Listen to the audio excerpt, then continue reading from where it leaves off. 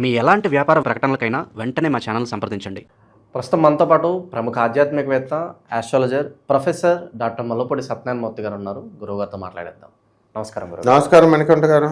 గురుగారు, 2026 ఓవరాల్గా ధనుసు రాశి వారి స్థితిగతులు ఏ విధంగా ఉండబోతున్నాయి? ప్రత్యేక యోగాలు ఏమైనా ఉన్నాయా? గ్రహస్థితి ఎలా ఉంది? సంవత్సరం మొత్తం కూడా వీళ్ళు ఎలాంటి జాగ్రత్తలు తీసుకోవాలి గురుగారు? ప్రత్యేక యోగాలే ఏకంగాను ధనుసు రాశి వారికి అర్ధాష్టమ శని దంచవే మేనత్త కూతురు అంటూ దంచుతుంది. ఫస్ట్ యోగాల సంగతి దేవుడు ఎరుగు. ఇకపోతే ఈ యొక్క నూతన సంవత్సరం అనేటటువంటిది ఉగాది నుంచి ఉగాది వరకు చూస్తాం మనం. 2025 ఉగాది నుంచి 2026 ఉగాది వరకు.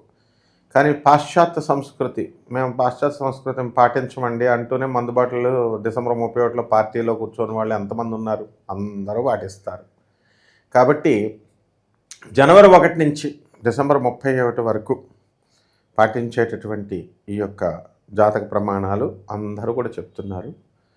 ఈ రాశుల వారికి ఏ ఏ రాశుల్లో ఎక్కడున్నాయినా ఈ గ్రహాలు అనేటటువంటి మనం చూసినట్లయితే శని వక్రించి మీనరాశిలో, అలాగే రాహువు కుంభరాశిలో, అలాగే ఈ యొక్క కేతువు మనకి సింహరాశిలో, అలాగే మనకి చక్కగా మనకి ఈ యొక్క గురుగ్రహము మిథునంలో ఉంటున్నది కర్కాటక రాశిలోకి సంచరిస్తున్నాడు. అలాగే ఈ గురుగ్రహము అతిచారాలు ఉంటాయి, వక్రించడాలు ఉంటాయి, కాబట్టి సింహరాశిలోకి వెళ్ళడం జరుగుతుంది. అలాగే రాహు కూడా అక్టోబర్ 30 దాటిన తర్వాత రాహువు ఈ యొక్క కుంభరాశి నుంచి మకర రాశిలోకి రావడం జరుగుతుంది. అలాగే ఈ యొక్క గురుగ్రహం కూడా మనకి మే 14 నుంచి మనము కర్కాటక రాశిలోకి పర్మనెంట్గా జంప్ అవడం జరుగుతుంది. వీటిల్ రీత్యా ఈ ధనుసు రాశి వారికి ఏంటంటే ఇంతవరకు రాహుగ్రహ ప్రభావంతో చక్కగా జీతబత్యాలు పెరగడము, ఆదాయాలు పెరగడము ఇవన్నీ కూడా బ్రహ్మాండంగా జరిగినాయి. తర్వాత వీరందరికీ కూడా ఈ యొక్క రాహుగ్రహం ప్రభావం వలన ఎలక్ట్రానిక్స్, సాఫ్ట్వేర్ కంపెనీలు, ఎలక్ట్రికల్ కంపెనీలు, వజ్రాల వ్యాపారాలు ఇవన్నీ బ్రహ్మాండంగా ముందుకెళ్ళాయి. పాల వ్యాపారాలు, కళ్ళు, మందు, పబ్స్, రెస్టారెంట్స్, ఇలాగా సురాపానము ఇవన్నీ వ్యాపారాలు కూడా బ్రహ్మాండంగా సాగినాయి. ఇప్పుడు 2026 అంతా బ్రహ్మాండంగా సాగుతాయి కూడా. ఇలాంటి వ్యాపారాలు పెట్టుకోవాలి వీళ్ళు. నెక్స్ట్ ఈ ధనుసు రాశి వారికి అందరికీ కూడా మనకి భాగ్యంలో ఉన్నటువంటి ఈ యొక్క కేతుగ్రహ ప్రభావం వలన మనకి అనేకమైనటువంటి లాభాలు కలగడానికి అవకాశాలు ఉన్నాయి. అంటే ఈ యొక్క విదేశాలకు సంబంధించినటువంటి వ్యవహారాల్లో సక్సెస్, ముస్లిమ్స్ నుంచి లాభాలు, ముస్లిమ్స్ దోస్తానాలతో ఇలాంటివన్నీ కూడా జరుగుతాయి అన్నమాట.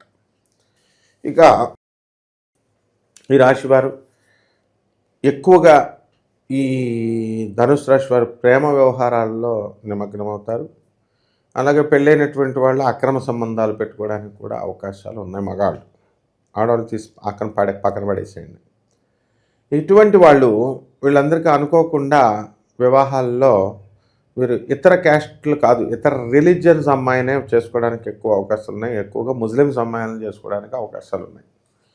కాబట్టి ఈ యొక్క గొడవలు కూడా మరి జరుగుతాయి కదా. ముస్లింల అమ్మాయిలను ఎత్తుకొచ్చేస్తే వాళ్ళు కొడతారు కదా.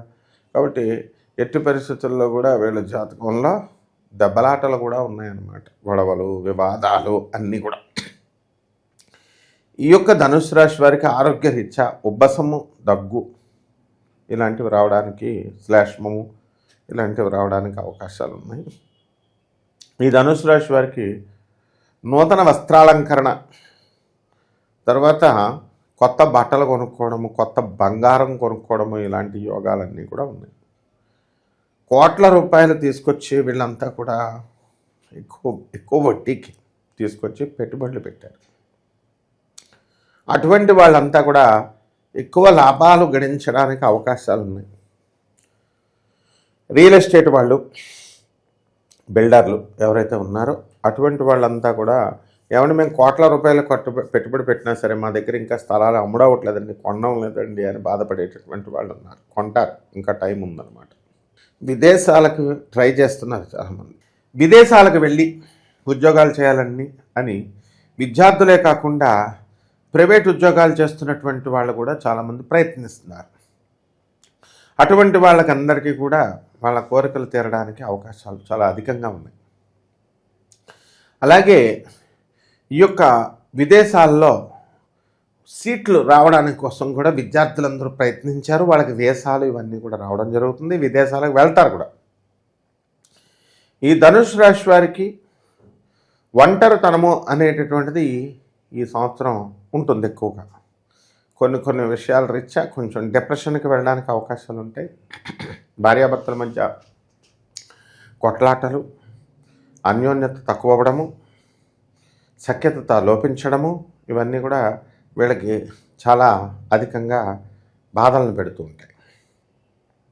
అయితే సమాజంలో వీళ్ళకి గౌరవ సత్కారాలు బాగుంటాయి. కాబట్టి ఎక్కడికి వెళ్ళినా కూడా వీళ్ళకి సన్మానాలు, వీళ్ళు వచ్చారు రండి అని చెప్పేసి వీళ్ళకి ఆహ్వానాలు, ఇవన్నీ కూడా చేస్తారు. ఇవి జాతకంలో జీవితంలో ఒక భాగం కాబట్టి వీళ్ళు చాలా సంతోషంగా ఉండడం అనేటటువంటిది జరుగుతుంది.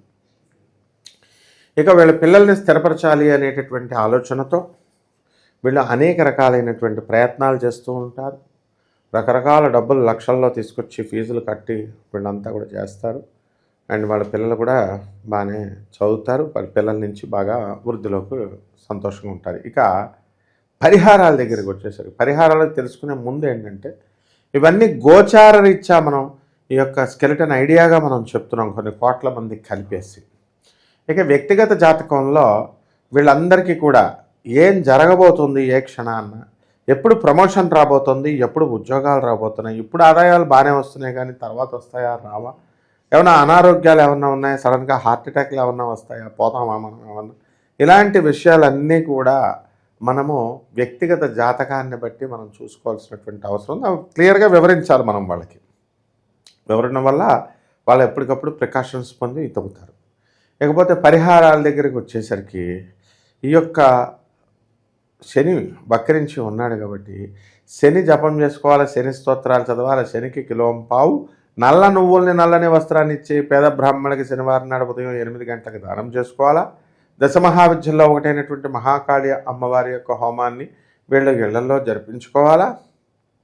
అలాగే మహాకాళి మంత్ర అనుష్ఠానం జపం చేసుకోవాలా.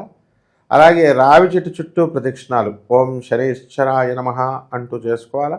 నువ్వుల నూనెతో అభిషేకాలు ఇలాంటివన్నీ చేయాలి. ముఖ్యంగా పేదవారికి, అనాథలకి, వికలాంగులకి, సాధువులకి వీళ్ళు దాన ధర్మాలు చేసినప్పుడు మాత్రమే మనకి శని అనేటటువంటి వాడు లొంగి ఉంటాడు. ఈ విధంగా చేసుకుంటే బ్రహ్మాండంగా ఉంటుందమ్మా ధనుసు రాశి. ఓవరాల్గా ధనుసు రాశి వారి పరిస్థితి 2026 ఏ విధంగా ఉండబోతుందో అద్భుతంగా వివరించారు. ధన్యవాదాలు సార్. ధన్యవాదాలు.